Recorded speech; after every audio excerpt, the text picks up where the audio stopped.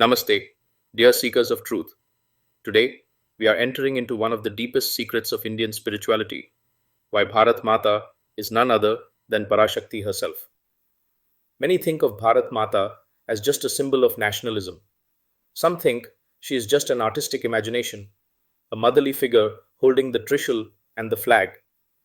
But the masters of Indian spirituality have spoken otherwise. Sri Aurobindo declared that Bharat is not merely geography. Swami Vivekananda thundered that service to the mother is the highest worship. Sri Ramakrishna Paramahamsa revealed through his visions that the Divine Mother herself has taken this land as her very body. So, in this video, let us uncover why Bharat Mata is an aspect of the Parashakti herself. Why is this land unlike any other? And as the children of this sacred soil, what does it mean for us? Stay with me till the end, for this video can change the way you see not only Bharat, but also your own spiritual and material purpose. Indian spirituality has always placed the Shakti at the center of existence. Sri Ramakrishna would often say, all power belongs to the Divine Mother. She alone manifests as creation, preservation, and dissolution. In his visions, the Mother was both infinite and intimate. She could be worshipped as Kali, Durga, or Saraswati, yet she was also the very breath of the universe. Similarly, when we speak of Bharat Mata, we are speaking of that same cosmic mother expressing herself through this sacred land. Sri Aurobindo reminded that India is not a mere geographical expression. She is the mother. The mother is not a piece of earth. She is the divine Shakti, the conscious force that has manifested as this nation. This teaching establishes that Bharat is not just soil or boundary lines, but a living spiritual power. The rivers, mountains, forests, and people are all movements of the same Parashakti who governs the universe. Swami Vivekananda thundered in his speeches. In every nation, there is one central theme. In India, it is religion and spirituality.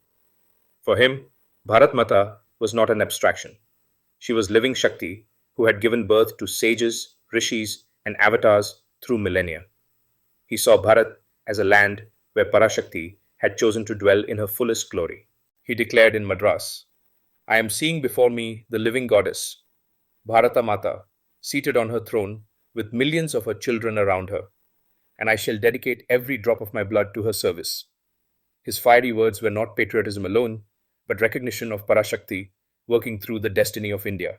Swamiji told, it is here in India that the soul of man first woke to the realization of the eternal, and here it must still wake for the benefit of all humanity. For Swami Vivekananda, Bharat was the living body of Parashakti, the land chosen to preserve eternal truths. Sri Ramakrishna had an intense vision of the Mother Kali, where she appeared as the boundless ocean of consciousness, giving birth to creation and dissolving it back into herself. When disciples asked him about Bharat, he would smile and say, this land is sacred because the Mother has planted herself here.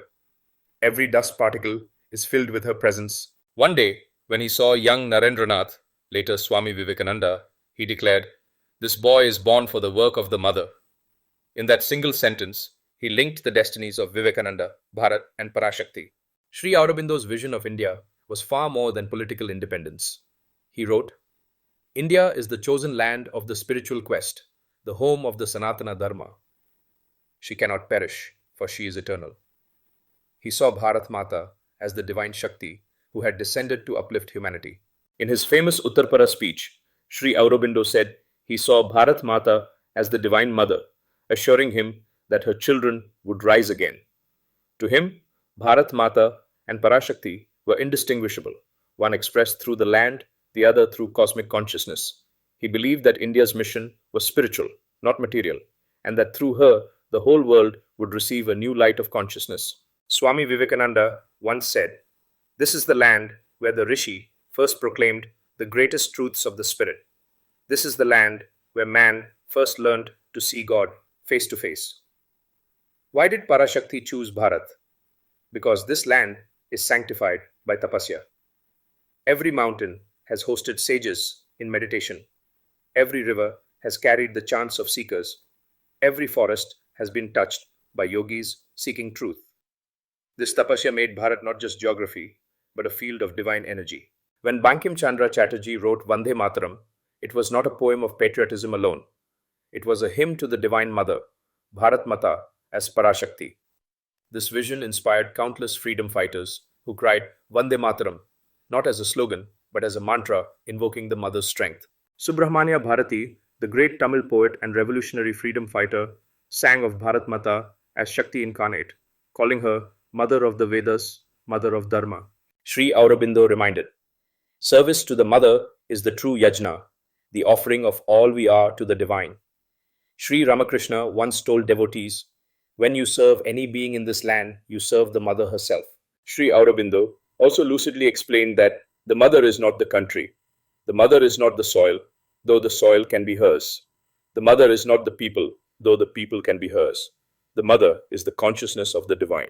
In Indian thought, the universe itself is Shakti, the divine mother. Sri Ramakrishna used to say, the mother herself has become everything. Whatever you see is nothing but her forms. Imagine this, the sky, the rivers, the trees, the mountains, all are the garments of the mother. The very breath we take is her life force. When we say Parashakti, we mean the highest, infinite consciousness force, the Shakti beyond all limitations. She is the cosmic dancer, the energy that moves the planets, the silence that holds the stars. Now, when the rishis of India spoke of Bharat, they recognized that this land is chosen by Parashakti as her special field of manifestation. Swami Vivekananda told the youth, do you feel that millions are starving today and millions are without education? That is your mother. Go and serve her. In this teaching, patriotism itself becomes sadhana. Service to Bharat Mata is nothing less than service to Parashakti. So now, let us pause and reflect. Parashakti is the cosmic energy, infinite and boundless. Bharat Mata is the same Parashakti, but concentrated in this land, guiding its destiny. She is Himalayas, Ganga, forests, temples, saints, and people. To serve Bharat Mata is to serve Parashakti. To neglect her is to neglect the divine purpose. Sri Aurobindo explained, the mother is the consciousness that has become this nation. To awaken to her is to awaken to our own true being. Dear seekers, Bharat Mata is not a symbol, nor just history. She is Parashakti herself, who has taken this sacred land as her own form.